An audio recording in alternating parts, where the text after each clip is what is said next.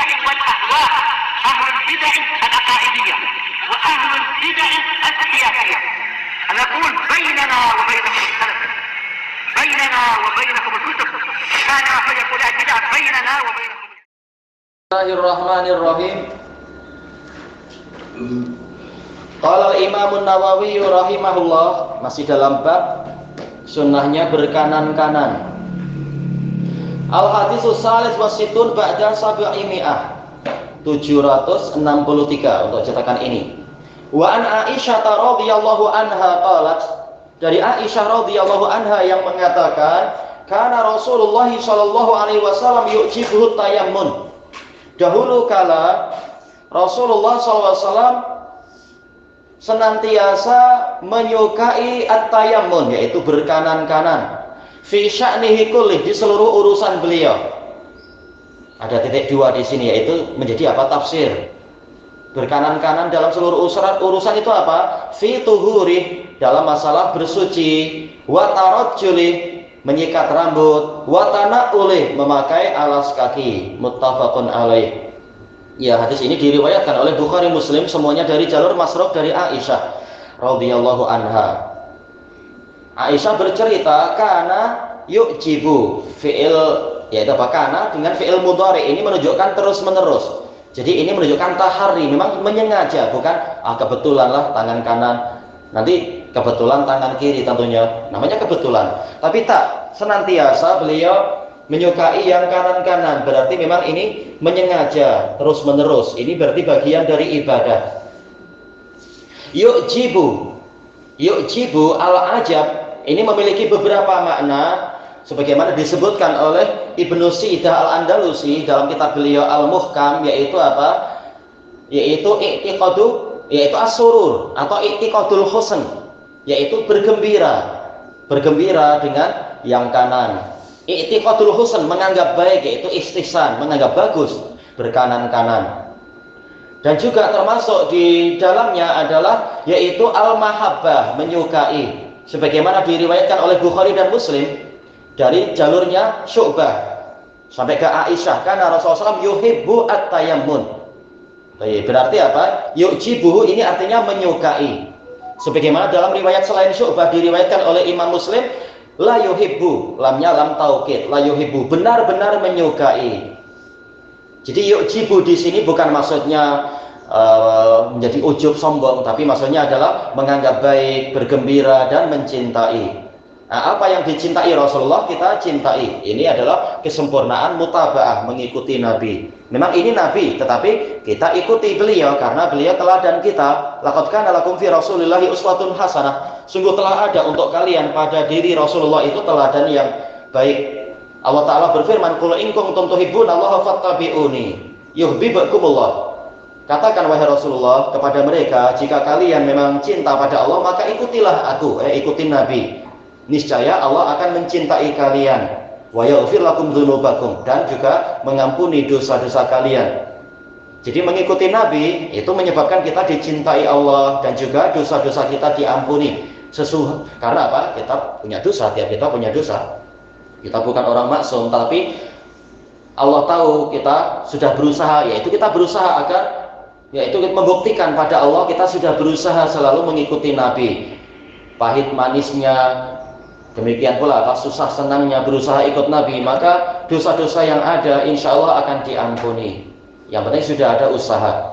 At-tayammun ini wazan tafa'ul. Ada dua makna disebutkan para pensyarah. Di antaranya tayammun yaitu apa? Yaitu taqdimul yamin. Sebagaimana dijelaskan oleh Ibnu Mandur dalam Lisanul Arab, mendahulukan yang kanan. Kanan yang mana? Yaitu kanan, tangan kanan. Dan juga apa? Taqdimul yamin fir rijl, yaitu kaki, mendahulukan kaki kanan. Kemudian taqdimu al jihatil yumna, mendahulukan sisi kanan. Seperti apa tatkala tidur? Boleh kita nanti berbolak-balik, tapi disukai untuk apa? Menghala ke kanan, sebagaimana contoh Nabi. Nah, setelah itu terserah mau menghala kemana-mana yang tidak menimbulkan madarat dan perkara yang terlarang. Ini makna pertama. Makna kedua, tayammun wazan tafa'ul, yaitu tolabul yuman, Al-yuman artinya adalah al-falah wal barakah, yaitu mencari keberuntungan, mencari keberkahan, atau yang lain mengatakan tafaul. Tafaul itu berarti apa ya? Optimisme, tidak merasa sial, tidak meramal nasib sial, tapi mengharapkan nasib yang bagus. Semuanya mungkin di dalam lafaz tayammun, tetapi tentu saja yang disebutkan di dalam hadis ini maksudnya adalah yang pertama, yaitu berusaha untuk senantiasa mendahulukan yang kanan, mengutamakan yang kanan. Bukan, maksudnya adalah mengharapkan keberuntungan. Masalah mengharapkan, jelas kita semua mengharapkan keberuntungan. Baik. Makanya Imam Ibnul Qayyim rahimahullah dalam Miftah Daris Sa'adah tatkala membahas hadis ini, beliau mengatakan yang dimaksudkan adalah mengusahakan senantiasa mendahulukan yang kanan. Adapun niat kita, memang niat kita mencari pahala, mencari berkah, mencari keberuntungan. Baik. Makanya dua makna tadi tidak saling bertentangan. Usaha kita berkanan-kanan, keinginan hati kita adalah agar mendapatkan berkah. Baik. Fi sya'nihi kullih, di seluruh urusan beliau. Baik. Apakah berarti di seluruh urusan itu berarti apa? Kalau naudzubillah, yaitu apa istilahnya, waktu buang membersihkan najis berarti pakai yang kanan? Jelas tidak demikian. Telah terbentuk ijma, ini adalah makruh. Bahkan sebagian mengatakan haram karena dalilnya yaitu apa? Nahana an-nastanjiya bil yamin, dan ini lebih kuat pendapatnya, yaitu haram. Nabi melarang kita untuk istinja, membersihkan najis dengan tangan kanan, berarti haram. Lalu bagaimana dengan hadis ini? Al-Hafidz Ibnu Hajar mengatakan keumuman hadis Aisyah ini dibatasi dengan hadis-hadis yang lain, dan itu biasa. Satu hadis dibatasi oleh hadis yang lain, dikhususkan oleh hadis yang lain. Ini kemungkinan pertama. Kemungkinan kedua, tidak perlu dibatasi karena istilah sya'an. Sya'an adalah al-amru lahu ahamiyah wa lahu karom. Sya'an ini urusan yang memiliki kepentingan dan kemuliaan. Sementara membersihkan najis ini bukan apa? Bukan kemuliaan. Ini adalah perkara yang doruri, tapi tidaklah dikatakan sebagai kemuliaan. Demikian pula melepaskan alas kaki, melepaskan kasut, ini bukan suatu kemuliaan, tapi ini perkara yang diperlukan. Memakai alas kaki ya itu baru kemuliaan. Baik. Karena apa? Allah Ta'ala telah mengatakan walaqad karramna bani adama ala, dan seterusnya apa itu, wa hamalnahum fil barri wal bahr, dan kami telah memuliakan Bani Adam dan kami mengangkut mereka di daratan dan di lautan. Wa faddalnahum ala katsirin min ibadihi minal alamin, apa itu, wa faddalnahum ala katsirin min ibadihi, dan Allah mengutamakan mereka di atas kebanyakan dari para hambanya, para makhluknya. Yaitu sisi pendalilannya yang mana? Allah memuliakan dengan pengangkutan, diangkut. Sementara dalam hadis Nabi mengatakan intailu fa inna ahadakum lam yazal raqiban madama muntailan. Hadisnya sahih. Hendaknya kalian selalu memakai alas kaki, karena salah seorang dari kalian itu senantiasa naik kendaraan selama dia memakai alas kaki. Jadi ini adalah kemuliaan. Memakai alas kaki itu kemuliaan. Makanya berkanan-kanan. Adapun melepaskan alas kaki ini bukan kemuliaan, tapi boleh. Terkadang Nabi juga berjalan kaki dengan tidak memakai alas, dan seterusnya itu. Sekarang ditafsirkan fi tuhurih, tuhur yaitu ini fi'il, masdar yang kembali kepada fi'il, yaitu bersuci. Bersuci yang mana? Yaitu berwudu, mendahulukan yang kanan, bagian yang mungkin untuk dikanankan. Kemudian apa? Mandi, berkanan-kanan untuk bagian yang mungkin untuk didahulukan yang kanan. Ini secara umum, yaitu mandi dan berwudu. Bagaimana dengan tayamum? Nah, ini ada pembahasan khusus. Dijelaskan oleh Al-Hafidz Ibnu Hajar untuk perkara yang tidak secara umum tidak mungkin untuk dikanankan, maka dilakukan seketika itu juga. Seperti tayamum, kata beliau, tatkala ya tidak harus tayamum, tapi apa? Mencuci telapak tangan. Ini tidak disyariatkan berkanan-kanan. Bahkan apa? Sekaligus tangan kanan mencuci tangan kiri mencuci tangan kanan, bagian telapak itu. Baik. Walaupun mungkin juga di zaman sekarang memakai apa itu pipe air mengucur, kita kanan dahulu, tapi susah kan pakai satu tangan. Tetap perlu tangan yang satunya lagi untuk membantu mencuci bagian belakang telapak tangan itu. Maka yang seperti ini memang tidak disunahkan berkanan kanan, tapi sekaligus istilahnya duf'atan wahidah kata mereka. Demikian pula contoh Nabi dalam masalah tayamum, hadis Ammar bin Yasir itu langsung tangan kanan mengusapkan debu ke tangan kiri mengusapkan debu ke tangan kanan. Demikian pula tatkala mencuci wajah, tidak dibagi kanan dan kiri. Demikian pula tatkala mencuci wajah bagian pipi, tidak disunahkan pipi kanan baru pipi kiri, tapi contoh Nabi langsung menggunakan dua telapak tangan.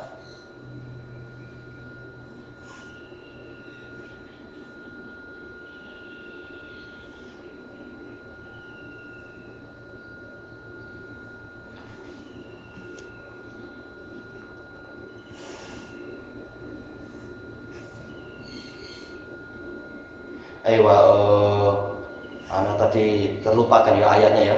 Walaqad karramna bani Adam wa hamalnahum fil barri wal bahri wa razaqnahum minat thayyibat wa faddalnahum ala katsirin mimman khalaqna tafdila. Ayatnya itu. Dan sungguh kami telah memuliakan Bani Adam dan kami angkut mereka di daratan dan di lautan dan kami berikan kepada mereka rezeki-rezeki yang baik dan kami utamakan mereka di atas kebanyakan makhluk yang kami ciptakan dengan pengutamaan yang sebenar-benarnya. Iya, itu ayatnya yang dimaksudkan. Kemudian yang kedua, watarojulih, tatkala bersisir, menyikat rambut. Nah, ini disunahkan menyikat sebelah kanan, kemudian sebelah kiri. Karena ini bagian dari kemuliaan masalah rambut, sebagaimana dalam hadis yang hasan, boleh juga disahihkan, mangkana lahu karomah fal yukrim. Dalam riwayat yang lain, maka nalahu sya'run falyukrimhu. Barang siapa memiliki rambut, hendaknya dia memuliakannya. Tatkala menyikat rambut itu bagian dari pemuliaan, maka disunahkan menyikatnya dengan dari yang kanan, kemudian yang kiri.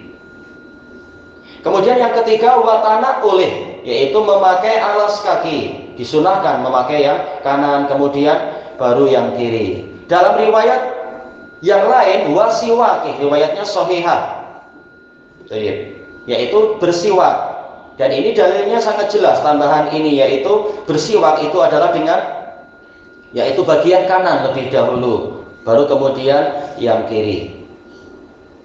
Demikian pula menyikat gigi pakai brus gigi dan sebagainya itu.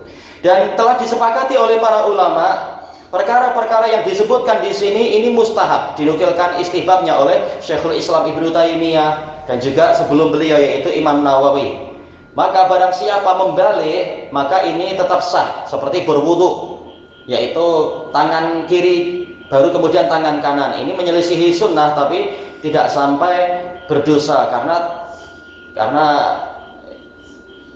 sekedar menyelisihi yang mustahab. Ini tidak sampai berdosa, tetapi tentunya rugi, kehilangan beberapa pahala, berarti pahala ikut Nabi. Demikian pula yang lainnya. Ilahuna wallahu a'lam.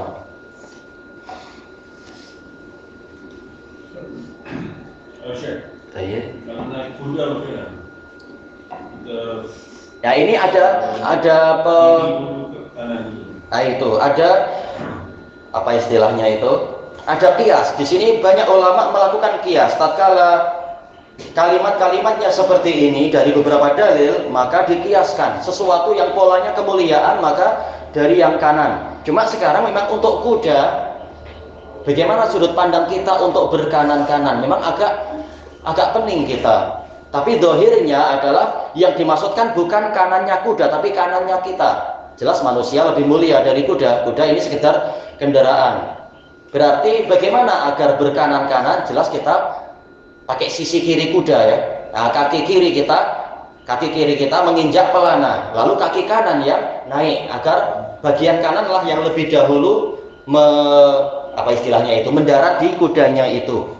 Karena naik kuda ini bagian dari sunnah dan seterusnya.